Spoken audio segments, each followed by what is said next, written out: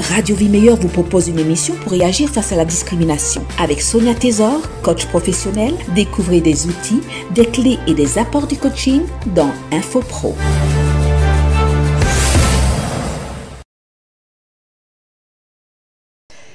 Bonjour à tous, on retrouve notre émission InfoPro avec ces professionnels qui, dans le cadre de leur spécificité, régulièrement nous proposent leur apport, leur expertise. Et cette semaine, nous avons avec nous Sonia Tésor, coach, avec qui nous abordons un thème très important. Il s'agit de la discrimination. Bonjour. Bonjour, Jessie. Alors, nous avons démarré un gros dossier qui est la discrimination. Hier, nous avons parlé du discriminateur et on s'est rendu compte que à n'importe quel moment, nous pouvons être un discriminateur, être dans la peau d'un discriminateur. Nous avons vu pas mal d'éléments très importants et aujourd'hui, pour ceux qui n'étaient pas là hier, vous proposez un récapitulatif, un petit résumé sur ces points importants. Effectivement, donc petit résumé pour remettre un peu dans le contexte. On a défini ce que voulait dire le terme discriminer. Donc discriminer, c'est faire une distinction entre deux groupes de personnes ou entre deux personnes, entre A et B.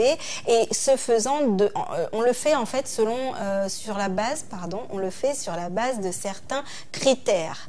Et on décide que le groupe A par rapport au groupe B n'est pas exactement au même niveau. D'accord? En droit, il y a une notion supplémentaire qu'il faut ajouter à cela. Pour définir une discrimination dans le terme du droit, de la législation, il faut remplir deux conditions cumulatives. Premièrement, il faut avoir un critère qui est défini déjà par la loi et deuxièmement, être dans une situation qui est visée par la loi. Okay. Donc ça, c'est la première chose. Effectivement, on a vu donc que tout le monde peut discriminer parce qu'on a tous à un moment ou à un autre des pensées discriminantes, parce que celui qui discrimine le fait parce que quelque part il a envie de se protéger et il a envie aussi de conserver les privilèges qu'il a déjà à son bénéfice, et ce faisant, eh bien il a tendance, en plus s'il décide que l'autre n'est pas au même niveau que lui, à avoir des attitudes discriminantes. Et puis on a été jusqu'à voir que discriminer sur le court terme pour lui a des avantages, sinon il ne le ferait pas, mais sur le long terme ça peut être vraiment préjudiciable pour lui, pour la société aussi. Et donc, ce que l'on peut penser, c'est qu'il serait mieux, en fait, de s'ouvrir, de s'enrichir mutuellement, de comprendre que la diversité est utile dans la vie de notre société.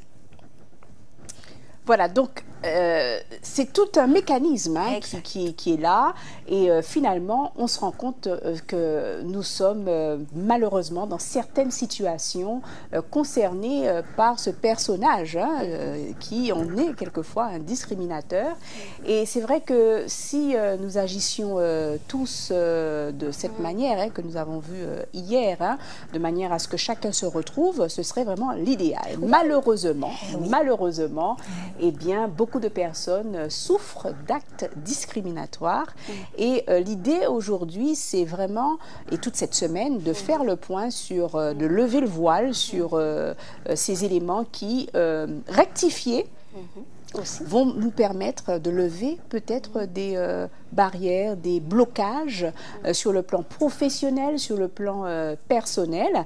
Alors, la question est de savoir aujourd'hui comment est quelqu'un qui est discriminé. On parle aujourd'hui du discriminé.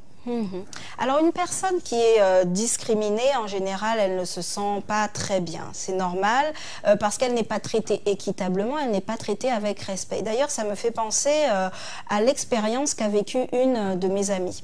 En fait, elle est âgée de 30 ans aujourd'hui et elle a toujours rêvé d'être dans le monde de l'esthétique, du beau, voilà, du luxe. Et qu'est-ce qu'elle a fait? Elle a fait des études d'esthétisme et elle a choisi le meilleur institut de Paris. D'ailleurs, elle était tellement performante, tellement bonne en fait dans sa compétence qu'elle est sortie major de sa promotion. Alors qu'est-ce qu'elle se dit? Moi, je sors major de ma promotion, je vais chercher un travail dans un institut luxueux de la capitale et là, comme ça, eh bien, je vais travailler et faire ce dont je rêve. Et puis une année passe. 2 années passent, 3 années passent, elle n'a jamais décroché le CDI dont elle rêvait. Elle a de temps en temps fait des petites expériences comme ça dans des petits instituts, mais c'est pas ce qu'elle veut. Et puis elle se sent du coup frustrée. Mais elle a besoin de manger. Donc comme elle a besoin de manger, elle avait son BAFA, donc du coup elle a décidé de travailler avec des enfants dans le cadre des sorties organisées par les mairies pour les plus défavorisés. Mais c'est pas ce qu'elle veut faire. Elle ne se sent pas bien en faisant ça. Et ça a été même assez difficile parce qu'un jour, elle était assise dans la salle d'attente et celui qui recrute vient et quand il sort, il ouvre la porte et il dit « Madame Intel » et il regarde, il dit « C'est moi » et il dit « Oh, d'accord, et ben je vous en prie, allez-y. » Donc elle voit sur l'attitude qu'il y a quelque chose qui ne va pas. Elle le sent et puis elle sait aussi que pourquoi. Et donc du coup l'entretien se passe. On finit par lui dire écoutez, pour l'instant la seule chose qui nous intéresse c'est d'avoir sous la main un certain nombre de CV parce que ça peut changer à n'importe quel moment. On vous appellera quand il y aura un poste qui se libère. Ce que le recruteur ne savait pas à ce moment-là, c'est que dans la salle d'attente était avec elle une amie qui avait fait la même scolarité qu'elle et qui était dans la même promotion qu'elle. Cette amie a été retenue. 2 semaines après, elle lui annonce qu'elle a été retenue pour le poste. Il y avait soi-disant pas de poste à pourvoir pour le moment. Et donc du coup, ce qui s'est passé, c'est qu'en fait, ce que je ne vous ai pas dit, c'est que mon amie a une très forte corpulence. Et dans le monde de l'esthétique, il y a des années de cela, ça passe pas bien. C'est pas l'image que la société veut que l'on donne de l'esthétique. L'esthétique, c'est mince, c'est lancé, fine, musclé, etc. Pourtant, il y a beaucoup de personnes qui sont de forte corpulence et qui utilisent des soins qui vont dans les... Ça aurait pu être une clientèle. Non, pas du tout. Et donc, du coup, qu'est-ce qui se passe? Mais mon amie, au fur et à mesure, a déprimé. Elle a commencé à manger d'autant plus, donc à grossir encore plus, à avoir des relations sentimentales difficiles et à se refermer sur elle-même. Qu'est-ce qui s'est passé? Manque d'estime d'elle-même. Voilà, donc cette expérience est peut-être celle de beaucoup d'autres personnes, sur peut-être pas le même domaine. Ça peut être sur le plan religieux, ça peut être sur le plan de l'âge, de l'ethnie. Voilà, donc vraiment, on se rend compte qu'il y a des souffrances. Totalement. Il y a des souffrances dans plusieurs domaines. Est-ce qu'on peut aller un petit peu plus loin par rapport à ça? Bien sûr, on voit bien. Alors, quelle émotion avez-vous entendu dans ce que j'ai relaté à l'instant ou que vous avez peut-être aussi vécu? Quelle émotion? De la frustration, oui. Il y en a d'autres. Peur, un peu de peur, oui. Un peu de peur, de la frustration, de la déception. Du rejet, de la honte, puis de la colère un peu, de se dire mais pourquoi je suis compétente, mésestime aussi qui peut arriver. En fait, c'est souvent cumulé. Tout ça en même temps. On voit qu'il y a tout cela en même temps. Et il est tout à fait normal de ressentir cela. Pourquoi? Parce qu'une émotion, en fait, les émotions sont naturelles. Face à une situation, il est normal d'éprouver cela. On nous manque de respect, c'est normal d'être en colère. C'est totalement normal, c'est inné. Nous sommes des êtres humains dotés d'émotions et d'autant plus que les émotions sont utiles. Alors pourquoi? Alors justement, pourquoi est-ce utile?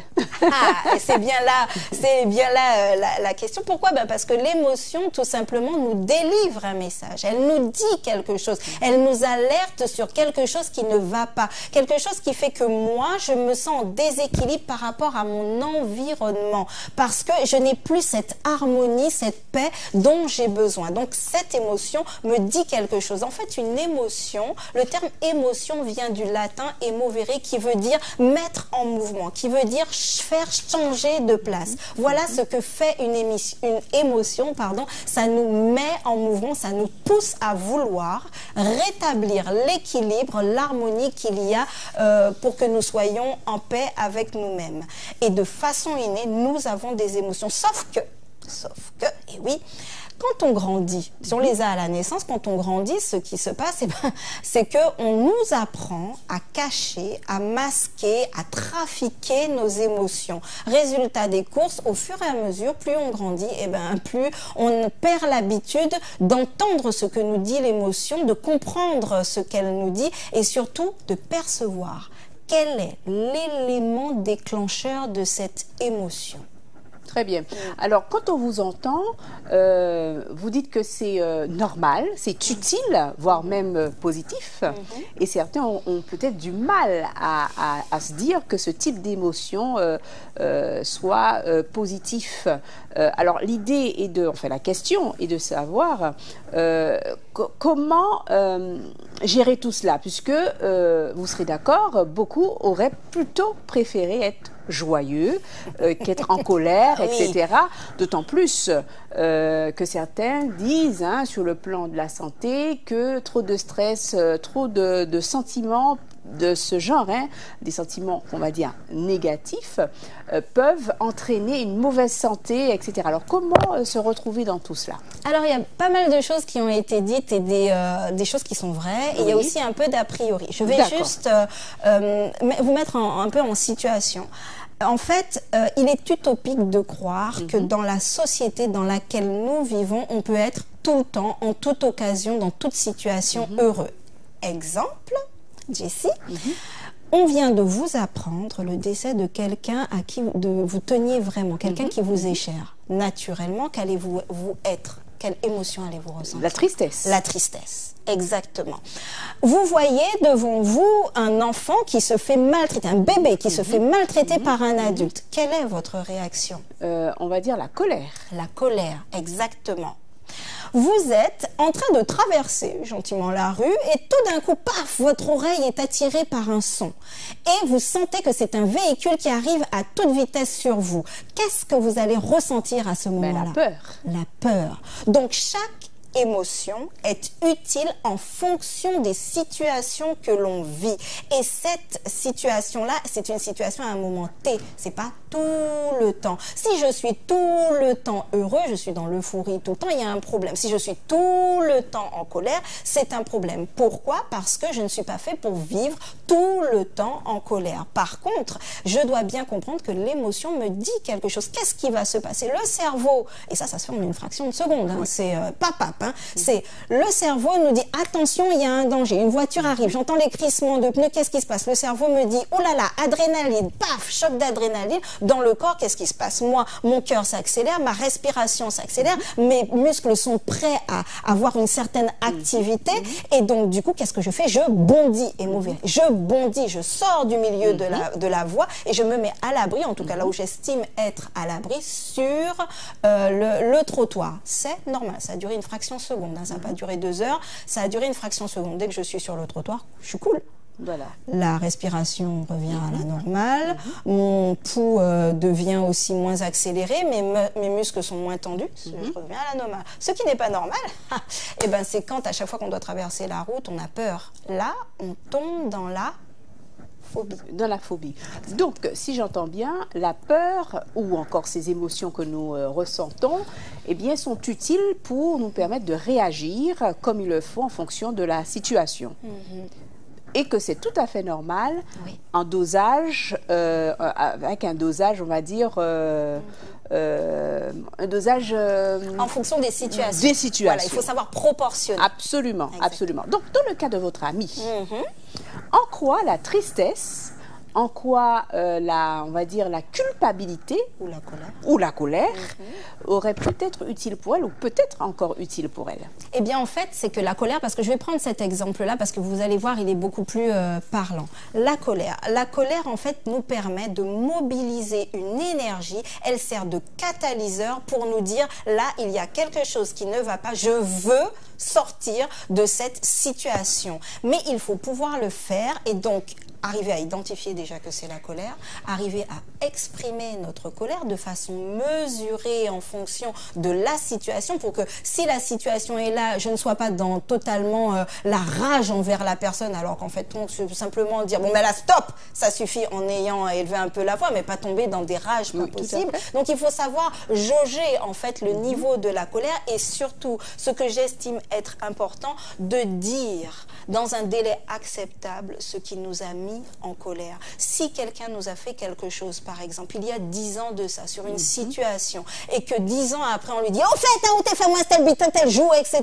etc. » Ce qui arrive souvent. Oui, comment te dire je ne me rappelle même pas d'avoir fait ça, parce que en plus, la personne ne va même pas s'en rappeler, donc elle ne va pas comprendre, donc ça n'aura pas un effet positif. Qui plus est, ça c'est humain, on fait tous ça.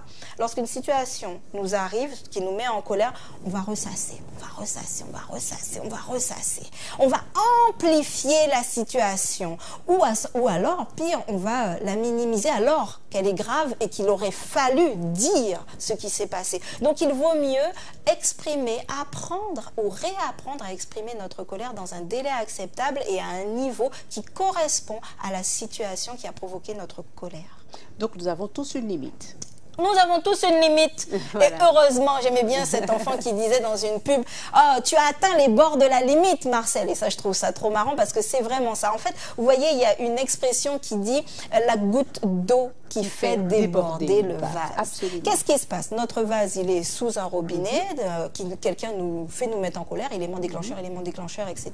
Ça monte, ça monte, ça monte, ça monte. Mais il y a une limite. Il faut savoir dire à l'autre « stop, tu as atteint la limite ».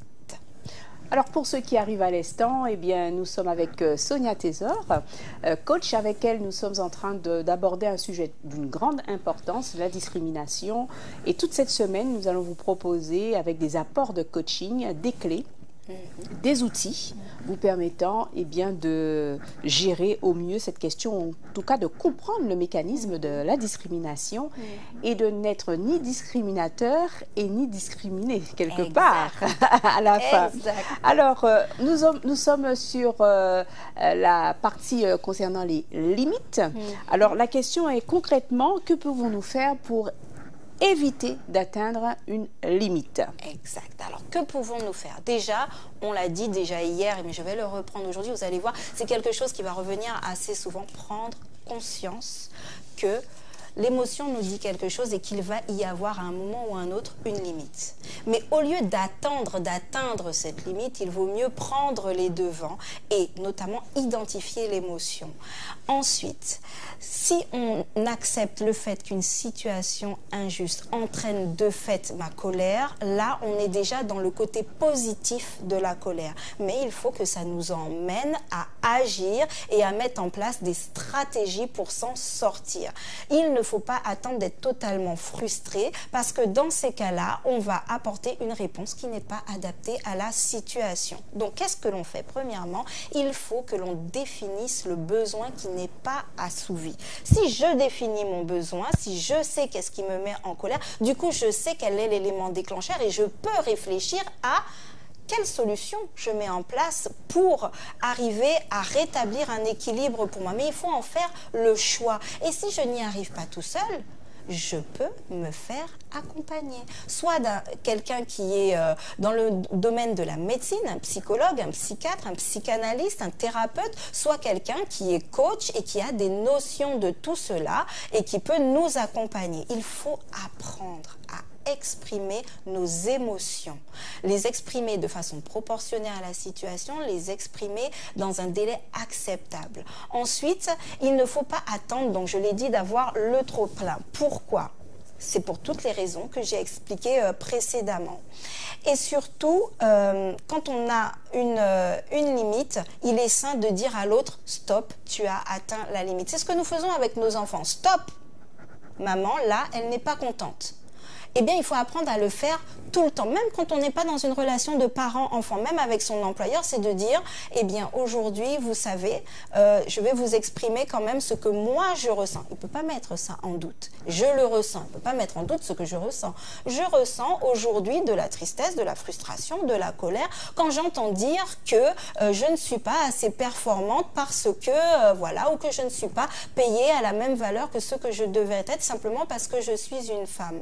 Que que pouvons-nous faire ensemble pour résoudre cette problématique? Car j'ai envie de continuer à travailler pour vous, j'aime ma profession, mais aujourd'hui, je me sens démotivée par rapport à cela. Et si, je vous propose, et si nous pratiquions ça.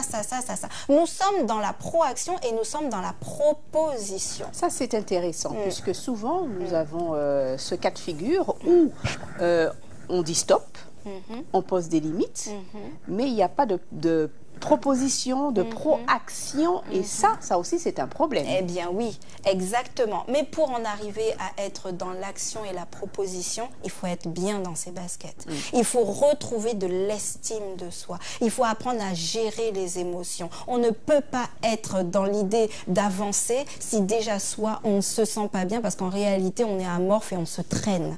D'accord? Donc voilà, mais ça c'est très important. Et c'est ce que les patrons aussi attendent, c'est que l'on soit paf dans la proposition. Absolument. Alors est-ce qu'on pourrait récapituler, faire un petit récapitulatif, résumé de tout ce que nous avons pu dire aujourd'hui?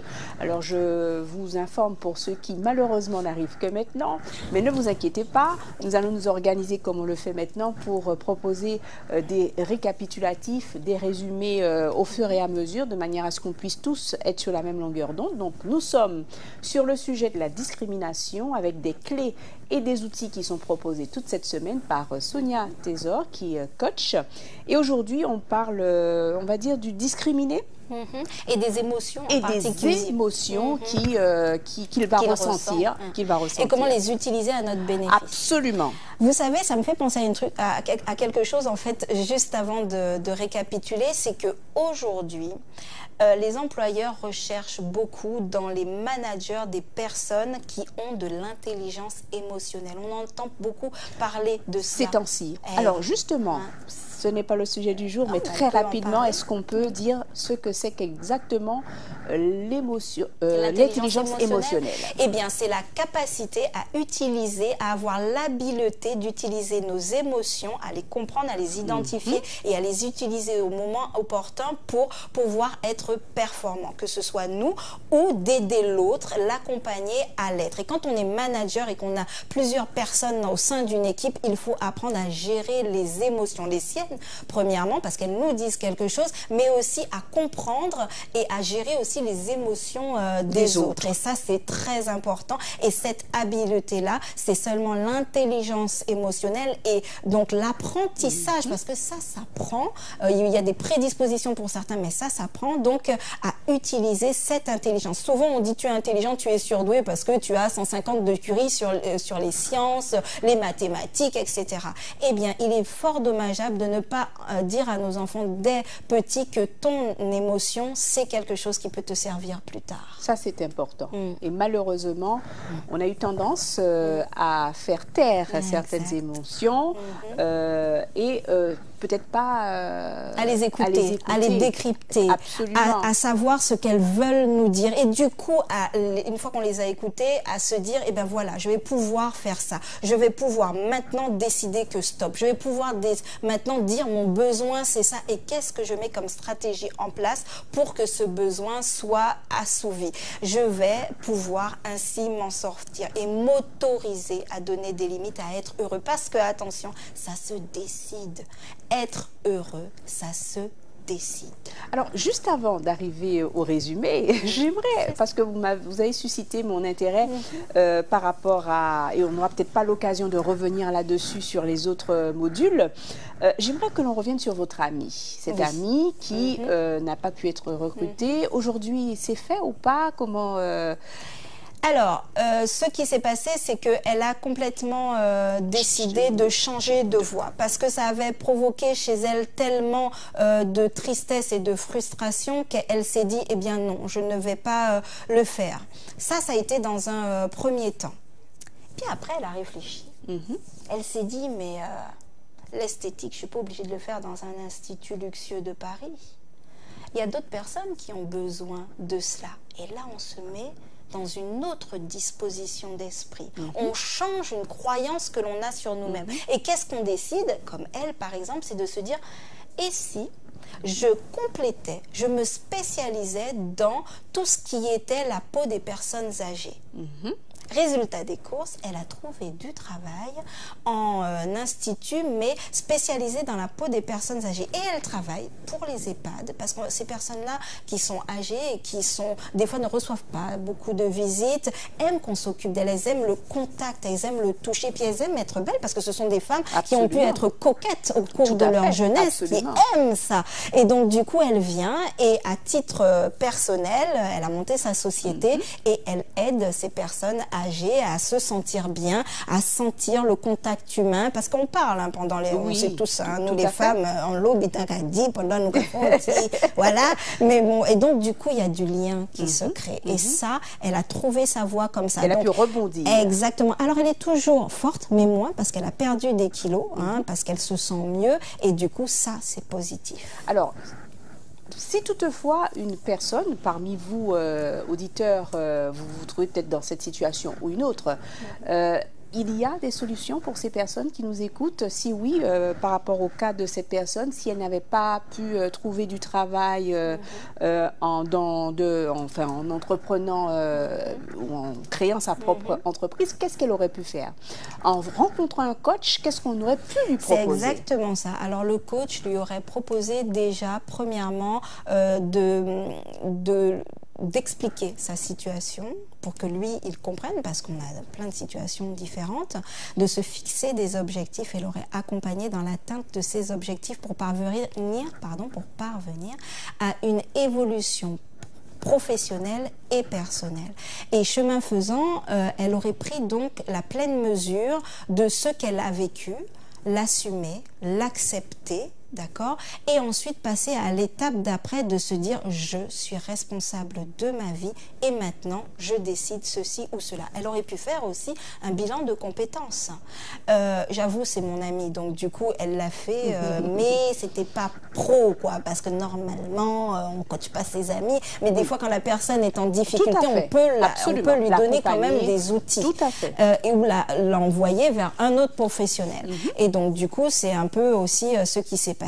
Il y a les bilans de compétences, ensuite pour créer sa boîte, parce que des fois on n'est pas sûr de soi, la question de la sécurité de l'emploi, on se dit oh, est-ce que je vais arriver, moi je suis esthéticienne, je suis pas chef d'entreprise. Non, et on va demander de l'aide à un consultant qui nous aide à créer notre entreprise. En fait, l'idée c'est toujours de se dire, pour s'en sortir tout seul, c'est très compliqué. Je peux demander de l'aide et il y a toutes sortes de professionnels à qui je peux demander de l'aide. Eh bien voilà, je pense que l'heure est arrivée pour nous pour le résumé et on se retrouvera demain, si Dieu le veut, pour traiter un autre thème que l'on va annoncer juste après la conclusion. Voilà, donc en résumé, par rapport à tout ce que nous avons pu dire, qu'est-ce que nous pouvons laisser aux auditeurs? Je vais faire simple. Oui. Les émotions sont vos amis, donc écoutez-les. Voilà. Prenez conscience que vous en avez et elles vous disent quelque chose de bon pour vous. Prenez l'habitude, réapprenez à les écouter. Merci beaucoup Sonia Tésor pour toutes ces informations. Aujourd'hui, l'idée était de vous mettre dans la peau du discriminé. Ça a été fait et très très bien. On se retrouve demain si Dieu le veut. Et là, qu'est-ce que vous allez nous proposer comme thème? Alors demain, on va découvrir un peu, on va faire un peu de géométrie. On va voir comment nous, on s'inscrit des fois dans des cercles vicieux qui se trouvent eux-mêmes dans des triangles, le triangle de Karpman. Voilà, c'est terminé pour notre espace InfoPro. Merci de l'avoir suivi. Nous vous proposons cette émission sur notre chaîne YouTube. Et puis, pensez à nous soutenir pour nous permettre de continuer à vous proposer des séries tout aussi intéressantes que celle-ci. Merci à tous et à très bientôt. Au revoir. Au revoir. C'était InfoPro avec Sonia Tésor sur la lutte contre les discriminations. Une émission offerte par Superclimat et la Galaxie du froid et de la climatisation.